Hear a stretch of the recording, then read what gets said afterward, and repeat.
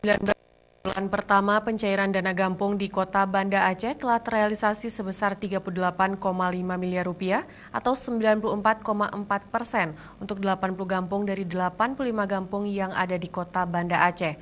Wali Kota Banda Aceh Abdullah Usman mengakui target pencapaian 90%, namun terrealisasi melebihi target capaian, yaitu 94,4%.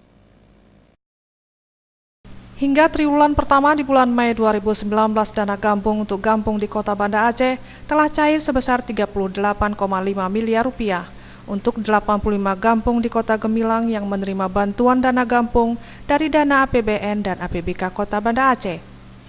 Total dana gampung untuk Kota Banda Aceh sebesar 142,6 miliar rupiah dan yang sudah terrealisasi 94,4%. Dari jumlah tersebut sisanya 5,60% lagi yang belum turun atau cair untuk 5 gampung, meliputi Gampung Baru, Gampung Rukoh, Gampung Kopelma Darussalam, Gampung Sukadamai, dan Gampung Lamdom. Kelima gampung ini sudah akan cair dana gampungnya, tetapi sebelum ini ada kelambanan dalam penyusunan draft atau pelaporan. Juga ada gesekan antara perangkat gampung dengan Tuhapet, namun hal itu sudah dapat diatasi. Alhamdulillah, pemerintah Kota Banda Aceh sudah mampu mencairkan dana gampung pada tahap pertama ini sebanyak 85 gampung dengan dana sebesar 38,5 miliar atau 94,40%.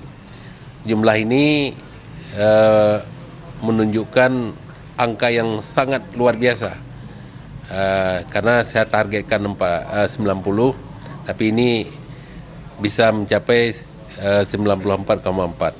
Apalagi dibandingkan dengan tahun ke tahun sebelumnya. Jadi 2016 itu hanya 1,1%. Tahun 2017 10%, tahun 2018 14%. Jadi ini kenaikan sangat signifikan.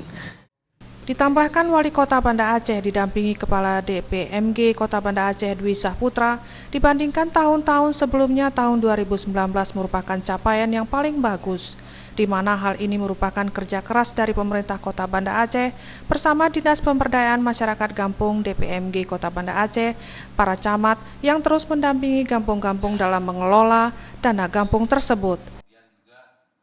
Tim Liputan Aceh TV.